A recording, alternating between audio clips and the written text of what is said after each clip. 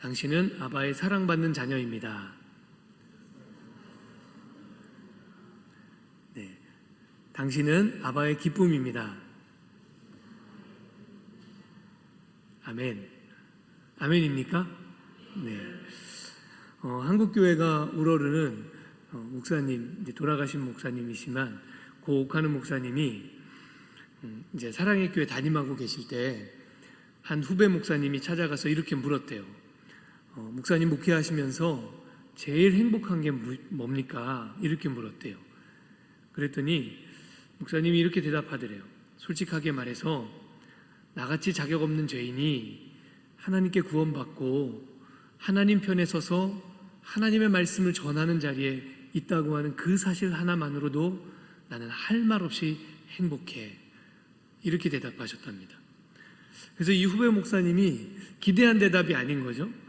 기대한 대답은 이런 거였던 거죠. 사랑의 교회가 부흥하고 성도들이 열매를 맺고 이런 걸 기대했던 거죠. 그래서 이렇게 다시 반문했답니다.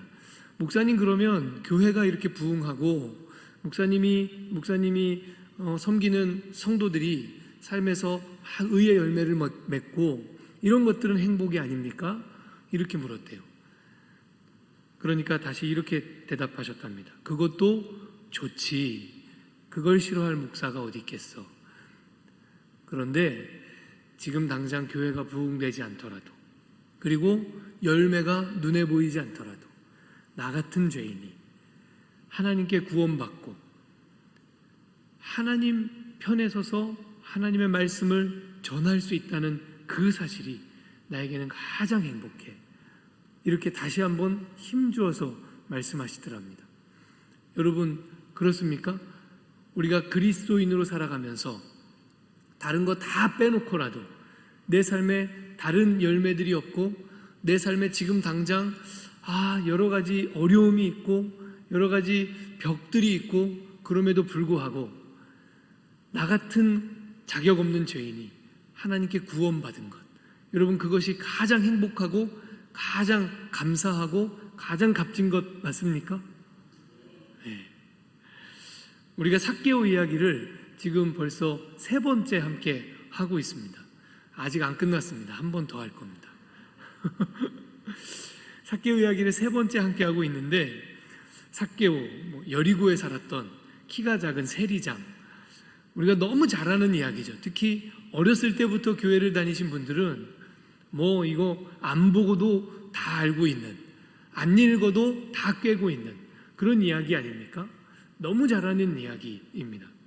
그래서 어쩌면 이 삭개오 이야기를 우리가 별 감동 없이 지나쳐 버리는지도 모릅니다. 사실은 그렇지 않죠. 여러분, 성경 전체에서 예수 그리스도 만나서 한 사람이 구원받는 이야기, 이것보다 감동적인 이야기 또 있습니까? 없습니다. 성경 안에서 가장 감동적인 이야기는 무엇입니까? 한 사람이 예수 그리스도를 만나 구원함을 얻는 이야기. 여러분, 그게 가장 감동적인 이야기잖아요. 우리에게 있어서 그것보다 더 감동적인 이야기가 있어서는 안 되는 것입니다. 구원받을 수 없는 죄인이, 이 자격 없는 죄인이 예수 그리스도를 만나서 구원받았다면, 여러분, 그것만큼 감동적이고 그것만큼 뜨거운 이야기가 성경에 또 어디 있겠습니까? 그러니까 우리가 쉽게 그냥 지나쳐버리고 마는 이 삭개오 이야기, 사실은 너무 감동적인 이야기인 거예요. 우리가 다시 한번 삭개오 이야기 생각해 보면 1절부터 9절까지 함께 읽었는데, 정답은 없지만 이 1절부터 9절 중에 나는 삭개오를 읽을 때마다 이 말씀이 참 은혜가 되고 참 감동이 됩니다 하는 그런 말씀 어디에 있습니까, 여러분은? 보통은 8절을 생각하죠. 8절에 이제 삭개오가 주님 앞에 서서, 주님, 제가 지금까지 이렇게 살았는데, 이렇게 나쁜 짓 하고 살았는데, 주님, 이제부터 주님 만났으니 제 삶을 완전히 바꿔서 새로운 인생 살겠습니다. 착하게 살겠습니다. 그거 주님 앞에서 결단하는 8절 말씀.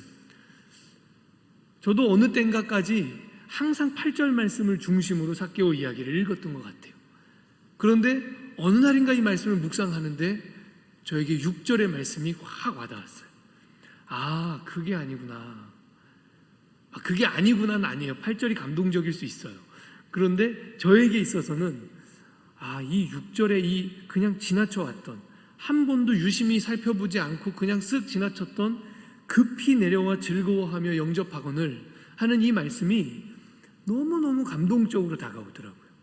얼마나 좋았으면, 예수님이 자기를 불러주신 것이 얼마나 기쁘고 감격스러웠으면, 이 지금까지 그 동네 사람들 으름장 놓고 세금 뺏으러 다니던 이 인간이 천진난만한 어린아이가 되어서 나무 아래로 신나게 내려왔을까. 얼마나 좋았으면. 그래서 이 6절 말씀이 저에게 참 감동이 되었습니다. 여러분, 8절은 사실은 6절이 있기 때문에 가능한 열매일 뿐입니다. 6절을 경험한 사람은 8절이 자연스럽게 나타나는 겁니다. 그러나 6절이 없이는 8절도 불가능합니다. 8절의 그 변화와 결단이 있으려면 반드시 주님이 구원해 주신 것, 주님이 나를 찾아주신 것, 주님이 나를 불러주신 것, 거기에 대한 감격과 감사가 반드시 거쳐가야 되는 것이죠. 그래서 세리장이라고 하는 단단한 껍질 속에 갇혀있던 한 사내가 그 껍질을 훌훌 벗어던지고 천진난만하게 어린아이처럼 나무 아래로 달려내려오는 이 모습, 이게 참 감동이 있다 하는 생각이 들었어요. 여러분, 삶이 참 무겁지 않습니까? 환하게 웃는 일이 사치스럽게 여겨질 정도로 삶이 무거울 때가 있죠. 그럴 때 사람은 단단한 껍질을 만듭니다. 누구도 나를 넘볼 수 없도록.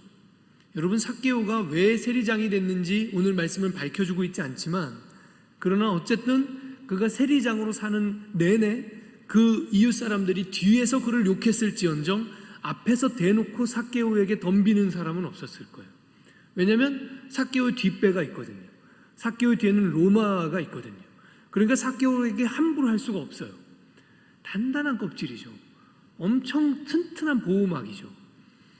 사람이 삶의 무게가 너무 무거우면 보호막을 만들어 놓고 껍질을 만들어 놓고 그 속에 숨고 싶어집니다. 어쩌면 삭개오도 그래서 세리장이 됐는지도 몰라요. 누구나 그렇습니다. 저는 어디에서 이 삶의 무게를 느끼는가 하면 우리네 아버지들의, 작게 얘기하면 제 아버지 이야기죠. 우리네 아버지들의 잘 웃지 못하는 굳은 표정. 분명히 이분들 다 어린 시절에는 막 깔깔깔깔대고 웃었을 텐데, 아주 웃는 게 자연스러웠을 텐데, 어느 땐가부터 웃으려고 하면 얼굴이 뭔가 이렇게 찌그러지는 느낌, 그런 거 아시나요? 이게 굉장히 많은 대한민국 남성들이 겪는 일 아닙니까? 어느 나이가 되면 그때부터 환하게 웃는 법을 잃어버립니다. 그 굳은 표정이 껍질로 느껴져요. 여러분, 때때로는 우리도 그 껍질 속에 숨고 싶죠. 그 정도로 산다는 게 무겁게 느껴집니다. 그런데 속지 마십시오. 그 껍질은 우리가 아닙니다. 내가 지금 웃는 법을 잃어버렸다고 해서 그 껍질이 나이지는 않습니다. 우리는 어디에 있습니까? 그 껍질 속에 있습니다. 사람들은 그 껍질만 봅니다. 사람들은 내 외양만 보고요. 사람들은 내 타이틀만 봅니다. 내가 무슨 직업을 가지고 있고, 내 연봉이 어디고, 내가 사는 집이 어디고, 내가 타는 차가 무엇인지, 사람들은 다 그것만 보고 우리를 평가하죠. 그러나 주님은 외모를 보지 않고 무엇을 보십니까? 중심을 보십니다. 주님은 중심을 보셔요. 그러니까 내가 어느 날 이 단단한 껍질에서 나오고 싶은데 나오는 법을 잃어버렸다고 생각이 될 때, 그때 어떻게 하면 되겠습니까? 삭개오처럼 돌무화과 나무 위에 올라가면 됩니다. 예수님을 기대하는 마음으로, 예수님의 은혜를 사모하는 마음으로 거기에 올라가서 그 은혜를 구하면 됩니다. 예수님이 내 이름을 불러주시기만 하면, 그러면 얼마든지 그 껍질을 부수고 나올 수 있습니다. 세상 천지 일순간에 그 껍질을 부수고 나올 수 있는 힘과 능력은 오직 예수 그리스도께만 있는 줄로 믿습니다. 예수 그리스도가 우리를 불러주시는 그 순간 우리가 그것을 다 깨고 오늘 삭개오처럼 신나게 천진난만하게 주님 앞에 나오는 거예요. 그래서 우리가 처음 삭개오에 대해서 말씀을 나눴던 첫 시간에 회개가 뭐라고 얘기했습니까? 예수님께 주목받는 거라고 그랬어요. 여러분, 회개는 우리가 뭘 하는 게 아니에요.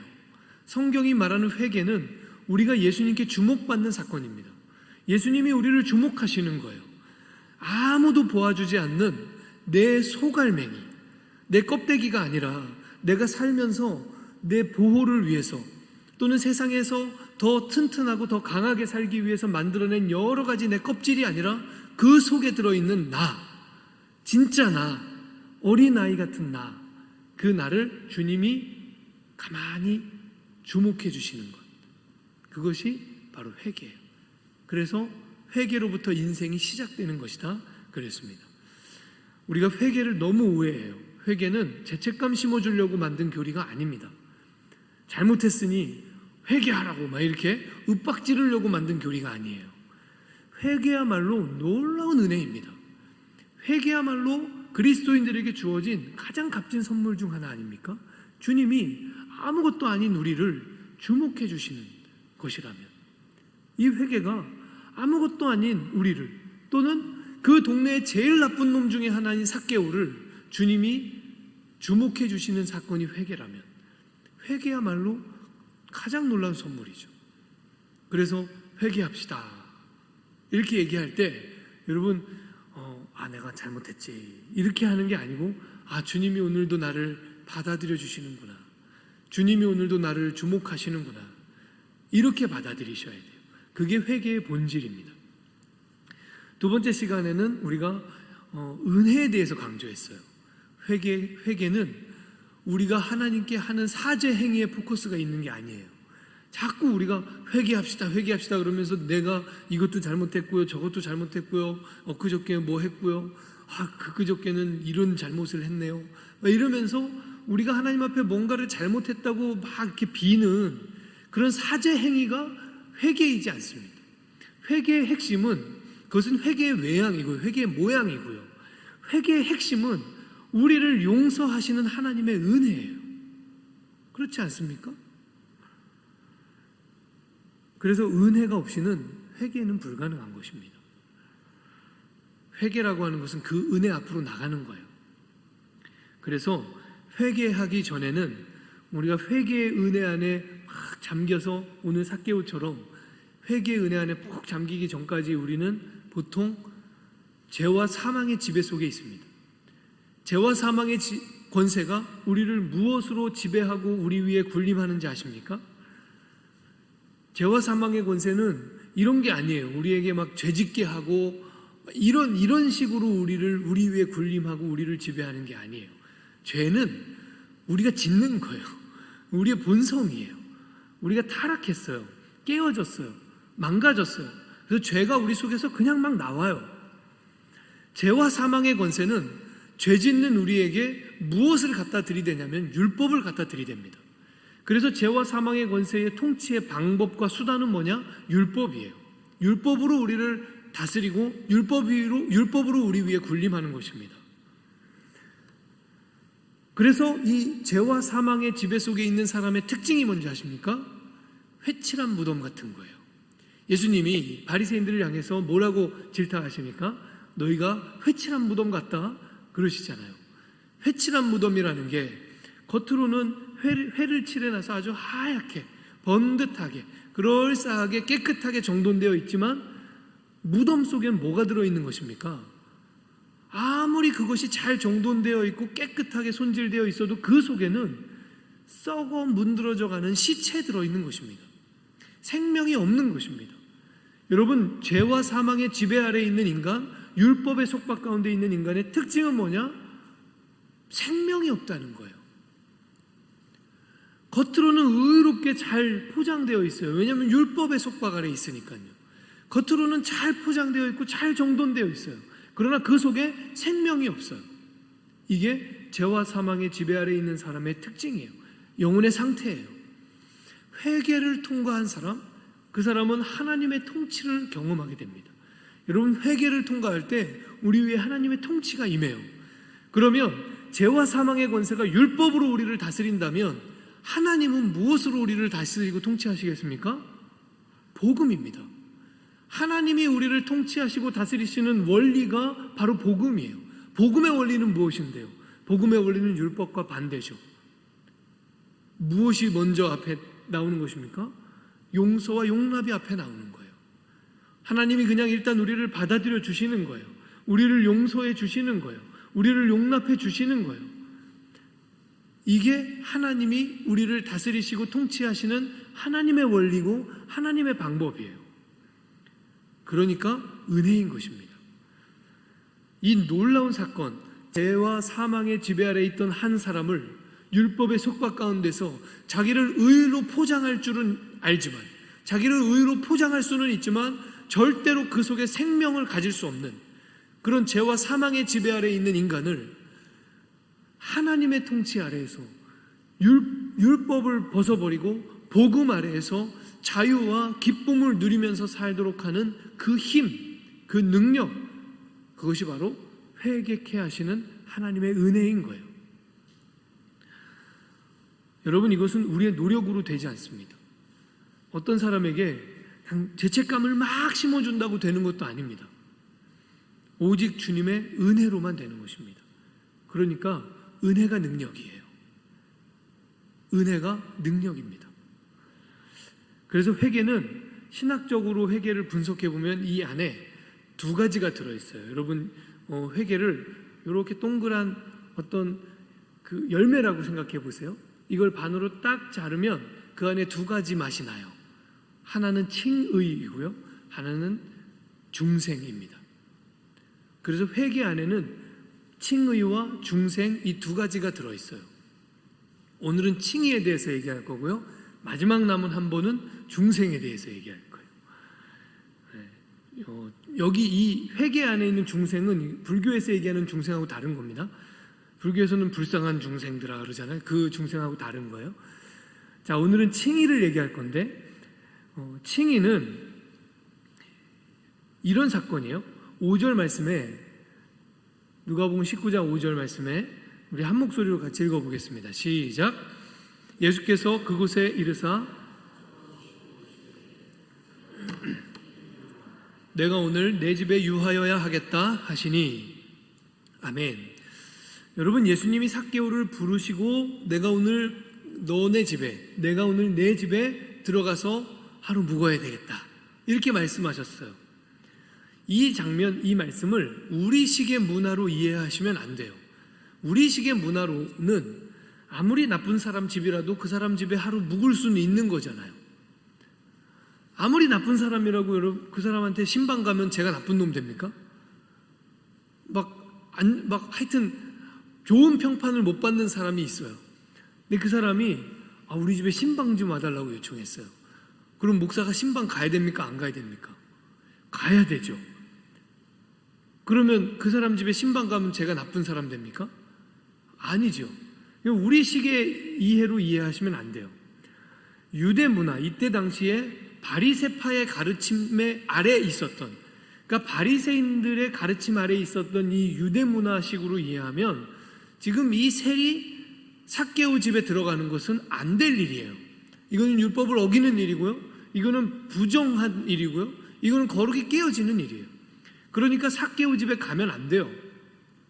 이게 율법의 지배 아래에 있는 문화의 특징입니다. 죄와 사망의 지배 아래에 있는 문화의 특징은 바로 이런 거예요. 저 사람하고 놀면 안 되고, 저 사람하고는 어울리면 안 되고, 저 사람 나쁜 사람이니까 교회 안에 들어오면 안 되고, 이런 것들이 많아요. 그게 죄와 사망의 지배 아래에 있는 문화의 특징이에요. 자, 그래서 5절에 대한 이때 당시 유대 사람들의 문화적 반응이 7절에 나옵니다. 7절 말씀 우리 또 한번 보겠습니다. 뭇사람이 보고 수군거려 이르되 저가 죄인의 집에 유하러 들어갔도다 하더라. 아멘. 여러분, 죄와 사망의 지배 아래에 있는 문화의 그 문화적 특징 중에 하나가, 중요한 특징 중에 하나가 뭔지 아십니까? 수군거림입니다. 수군거리는 거, 뒤에서 쑥덕쑥덕 대는 거. 여러분, 이거 죄와 사망의 지배 아래에 있다고 하는 중요한 증거 중에 하나입니다. 잘 생각해 봐야 됩니다. 교회 안에 들어올 수 없는 사람들이 늘어날수록, 이런 사람은 교회 안에 들어올 수 없고, 이런 사람은 교인이 될 수 없고, 이런 것들이 많아질수록 그 교회를 운영하는 원리가, 그 교회가 운영되고 있는 원리가 율법인 겁니까? 복음인 겁니까? 이거 잘 구별해 봐야 됩니다. 여러분, 죄와 사망의 지배가 막 교회 아니라고 해서 죄와 사망의 지배가 들어올 수 없습니까? 전혀 그렇지 않습니다. 들어올 수 있습니다. 죄와 사망의 지배가 교회를 덮어버리고 율법이 교회를 덮어버리면 교회 안에 어떤 일이 많아지는지 아십니까? 수군거림이 많아집니다. 쑥덕쑥덕 되기 시작합니다. 앞에서 의로움을 얘기하지 않고 이렇게 하는 게 의롭다고 얘기하는 얘기가 앞에서 나오지 않고 뒤에서 누구 흉보고 뒤에서 쑥덕쑥덕 되는 것만 많아집니다. 이거 죄와 사망의 지배가 깔리고 있다고 하는 중요한 증거입니다. 이때 당시에 유대 상황이 그랬던 거예요. 죄와 사망의 지배 아래에 있으니까, 율법의 지배 아래에 있으니까 예수님이 삭개오 집에 들어가는 게 나쁜 짓 된 거예요. 이게 나쁜 일입니까? 나쁜 일 아니죠. 생명이 없는 사람의 집에 생명의 주이신 예수 그리스도께서 가셔서 생명을 주시겠다는데, 망가진 사람의 집에 그리스도께서 가셔서 그 망가진 것을 의로 바꿔주시겠다는데 이게 나쁜 겁니까? 이걸 나쁘다고 얘기하는 겁니다. 지금 그게 율법의 특징이에요. 그리고 이 율법에 지배받고 있는 사회의 특징은 뭐냐? 이걸 가지고 뒤에서 수군 됐다는 거예요. 여러분, 하나님은 우리를 복음으로 통치하십니다. 5절 말씀과 같은 거예요. 삭개오야, 내려와라. 내가 오늘 네 집에 유하여야 하겠다. 복음으로 우리를 통치하시는 하나님은 변화가 아니라 그 앞에 용서와 용납을 주시는 거예요. 그것이 십자가 복음의 핵심이지 않습니까? 예수님이 우리를 대신해서 온전한 순종으로서 온전한 의를 완성하신 거예요. 예수님의 의가 십자가에서 완성된 것입니다. 그 십자가에서 완성된 의를 하나님이 우리 위에 씌워주신 거예요. 그리고 나서 우리 그 속에 있는 죄악된 우리가 아니라 우리 위에 덮여져 있는 그리스도의 의, 그래서 그리스도로 옷 입었느니라 이렇게 사도 바울이 설명하지 않습니까? 그리스도의 의, 그것을 하나님이 보시고 우리를 향해서 이렇게 선언하는 겁니다. 야, 이 사람 의롭다, 이렇게 선언하는 거예요. 우리가 다 그렇게 해서 지금 여기 앉아 있는 겁니다. 우리가 뭘 잘해서가 아니고요, 우리가 뭐 자랑할 거, 내세울 거, 잘한 거 있어서가 아니고요, 우리가 우리의 의의를 성취하고 완성한 것이 아니고요, 우리는 전혀 의롭지 않은데 우리는 하나님 앞에 나가서 하나님, 제가 이렇게 의롭습니다 하고 당당하게 말할 수 있는 거리가 하나도 없는데 하나님께서 그리스도의 의의를 우리 위에 덧입히시고 그 그리스도의 의의를 보시고 선언하시기를 너 이제 칭이, 너 이제 의로와, 이렇게 칭하여 주셨다는 거예요. 그게 칭의입니다. 여러분, 놀라운 은혜입니다. 우리가 받은 최고의 은혜이지 않습니까? 완벽한 은혜죠.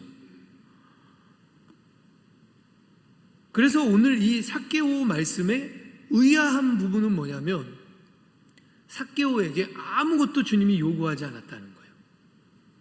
삭개오 장면뿐만 아닙니다. 성경에 이 복음서에 나오는 여러 장면들에서 이게 동일한 특징이지 않습니까? 탕자가 올 때도 그렇고요, 예수님이 재리와 세인들과 죄인과 세리들과 어울려 식사하시는 장면들도 다 그래요. 뭘 먼저 요구하시는 게 없어요. 이렇게 해갖고 와, 이런 숙제를 내주지 않아요. 아무것도 요구한 게 없어요. 그리고 삭개오도 주님 앞에 아무것도 보여드린 게 없어요. 여러분, 예수님이 삭개오야 내려와라, 오늘 내가 너희 집에 들어가서 좀 하루 묵어 가겠다, 이렇게 말씀하시기 전에 삭개오가 내가 오늘 예수님을 만나니 지금까지 내가 이렇게 살아왔으니까 내가 이제 오늘만큼은 좀 착하게 살아봐야겠다, 뭐 이런 게 있습니까? 전혀 없습니다. 삭개오가 한 일이라고는 예수님 지나간다고 하니 내가 오늘 나무 위에서라도 그분 얼굴이라도 한번 좀 봐야 되겠다, 이거 말고는 삭개오는 한 일이 없어요. 그런데 예수님께서 그를 부르시는 거예요. 삭개오야, 내려와라. 삭개오야, 내려와라. 내가 오늘 네 집에 유하여야 되겠다. 이게 바로 칭의입니다. 의롭다고 칭하는 거예요. 이것은 법적인 선언이에요. 그냥 하나님이 우리를 향해서 선언해 주는 거예요. 이제부터 의로와. 여러분, 하나님이 선언하시면 어떻게 되는지 아십니까? 정말로 그렇게 되는 것입니다. 그래서 칭의는 우리의 영적인 신분을 뒤바꿉니다.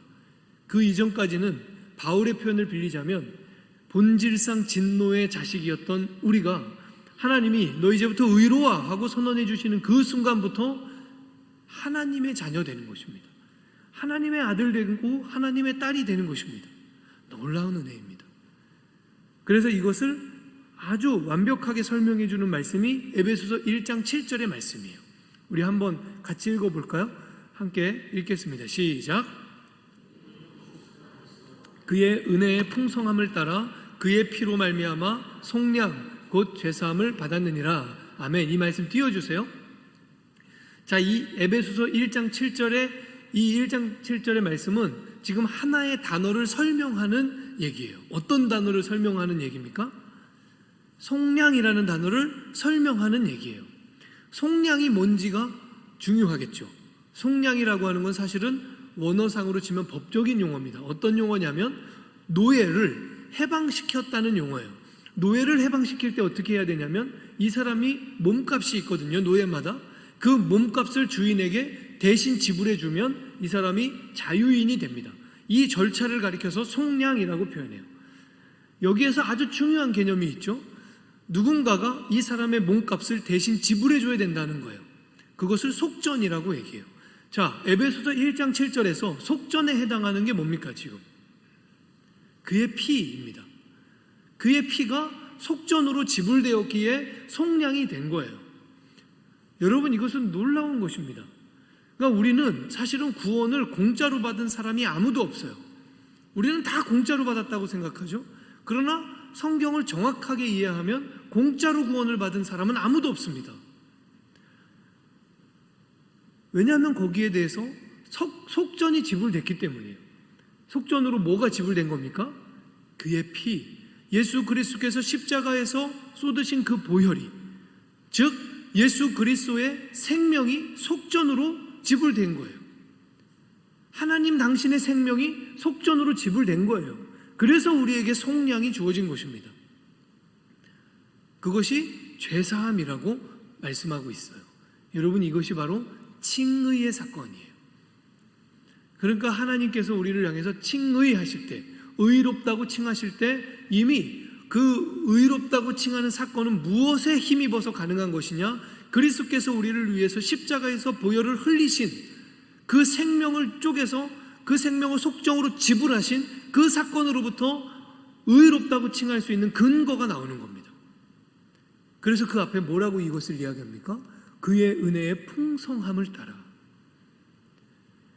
여러분, 세상에 자기 생명을 주는 것보다 더 풍성한 은혜가 어디 있습니까? 우리가 누군가로부터 그 사람의 소중한 것을 깨트려서 나에게 줄 때 여러분, 그 은혜 받은 거잖아요. 그런데 하나님께서 당신의 가장 소중한 것을 깨트려서 우리에게 주셨어요. 풍성한 은혜입니다. 풍성한 은혜. 삭개오가 아무 조건 없이 속량된 것입니까? 사실은 그렇지 않다는 것이에요. 삭개오야, 내려와라 하실 때, 또 우리가 아무 조건 없이, 그냥 아무런 속전도 없이 그냥 속량된 것입니까? 우리가 그냥 죄사함을 받은 것입니까? 우리가 그냥 의롭다고 칭함을 받은 것입니까? 우리가 그리스도인이라고 하는 칭호를, 하나님의 자녀라고 하는 칭호를 아무 대가 없이 그냥 받은 것입니까? 그렇지 않습니다. 하나님이 그 대가를 다 지불하셨습니다. 가장 놀라운 대가를 지불하셨고 가장 비싼 대가를 지불하셨습니다. 그래서 요한계시록 5장 9절에서는 이것을 이렇게 표현해줘요. 우리 중간부터 보시면 일찍이, 이 세 번째 줄에 일찍이 죽임을 당하사 각 족속과 방언과 백성과 나라 가운데서 사람들을 피로 사서 하나님께 드리시고, 여러분, 예수님이 우리를 그 피로 값을 지불하고 사셨다고 돼 있어요. 속전을 지불하고 우리를 사신 겁니다. 하나님께 드리기 위해서. 자, 그렇다면 오카는 목사님이 도대체 목사님 지금까지 목회하시면서 가장 행복한 게 무엇입니까? 라고 묻는 그 후배의 질문 앞에 나같이 자격 없는 죄인이 하나님께 구원받고 하나님의 편에 서서 하나님의 말씀을 증거하는 일에 서 있다면 그것보다 더 행복한 일은 없지 라고 하는 대답 외에 다른 대답했다면 문제 있는 것입니다. 그 은혜의 깊이를 모르고 있는 것입니다. 달리 얘기하면 우리의 마음속에서 이 자격 없는 죄인이 하나님의 구원을 받아서 하나님이 누구누구야 내려와라, 누구누구야 내게 와라, 승기야 이리 와라 하는 그 하나님의 부르심, 그 하나님의 구원, 그것을 받아서 구원받은 백성으로 살고 있다고 하는 이 사실보다 더 감사한 것이 있고, 이 사실보다 더 원하는 것이 있고, 이거 받았지만 그러나 이것 말고 저것 좀 주시면 안 되냐고, 이런 것이 있다면 여러분, 이거 좀 문제가 있는 것입니다. 우리 속에 은혜의 올바른 깊이가 사라지고 있는 것입니다. 하나님이 우리에게 주신 놀라운 은혜에 대한 감격과 감사가 말라버리고 있는 것입니다. 여러분, 은혜에 대한 감격과 감사가 마르면 어떤 일이 벌어지는지 아십니까? 다시 율법이 우리를 조금씩 틈타기 시작합니다. 다시 율법 속에 우리가 조금씩 빠져들어가기 시작합니다. 막 정죄하고 싶은 마음이 우리 속에 올라오고요, 뒤에서 수근수근 거리고요, 쑥덕쑥덕 대고요, 이런 일이 다시 발생하는 거예요. 하나님 우리에게 주신 은혜 안에 우리가 항상 잠겨 있어야 하는 이유가 여기 있습니다. 여러분, 구원받은 것 말고 우리가 다른 거 다 없어도 하나님 저 구원해 주셨으니까 저는 정말 자격이 없는데, 저는 이것을 받을 아무런 자격이 없는데, 이 자격 없는 죄인을 하나님 구원해 주시고 하나님 자녀 삼아 주시고, 어쩌면 좋죠? 어쩌면 좋죠, 하나님? 여러분, 이런 감격과 이 감사가 우리 속에서 마르지 않기를 바랍니다. 그래서 6절 말씀에 삭개오 안에서 막 샘솟고 있는 이 기쁨, 여러분, 이 기쁨이 항상 우리 속에 충만했으면 좋겠어요. 막 삭개오에 내려와라 그러니까 신나서 그 나무 아래로 내려오는 이 삭개오의 천진난만한 이 모습, 이것이 항상 우리의 모습이었으면 좋겠어요. 하나님 나라를 얻으려면, 하나님 나라는 어떤 사람, 어떤 존재 같은 사람이어야 그 하나님 나라의 주인일 수 있습니까? 어린아이 같아야 된다. 어린아이 같아야 하나님 나라의 주인 된다고 그랬어요. 어린아이는 어떤데요? 잘 웃습니다. 별것도 아닌 것 같고 웃어요. 그래서 사춘기 소녀들 이렇게 얘기하잖아요. 바람에 낙엽만 굴러가도 웃는다고. 아무것도 아닌 것 같고 웃는 거죠. 네. 여러분 어떠십니까? 오늘 어떻게 사셨습니까? 제가 오늘 새벽에도 잘 웃고 잘 우는 그리스도인 되자고 그렇게 설교했는데, 여러분 오늘 하루 동안 잘 웃고 사셨습니까? 막 누가 툭 치면 눈물이 퍽 솟아나고 그렇게 사셨습니까? 여러분, 그런 사람 되어야 합니다. 잘 웃는 사람. 하나님이 우리에게 칭의를 선언하실 때 그 칭의가 놀라운 은혜이기 때문에 그것만 가지고도 그래 너무 기쁘다, 내 마음의 기쁨이 막 충만하다, 이랬으면 좋겠어요. 저도 그 기쁨을 잃어버릴 때가 얼마나 많은지 몰라요. 그때마다 삭개오를 기억합시다. 우리 속에서 그 구원받은 감사와 기쁨이 막 사라지고 말라버릴 때, 삶이 너무 지치고 삶의 무게가 너무 무거워서 웃어지지 않을 때 있잖아요. 그 기쁨이 말라버릴 때 있잖아요. 그 감사가 식어버릴 때 있잖아요. 그럴 때 우리가 다시 삭개오를 기억하는 거예요. 아니지, 삭개오 나무에서 내려올 때 얼마나 기쁘게 내려왔는지. 그래, 이 기쁨이 주님이 나에게 주신 은혜이지. 여러분, 그것을 기억하면서 우리가 하나님이 우리에게 주신 선물, 이 구원의 은혜, 이것을 항상 우리 속에 마르지 않도록 간직하고 기억하고 감사하고, 그것을 하나님 앞에 항상 예배로 돌려드리는 저와 여러분 될 수 있기를 주님의 이름으로 축원합니다.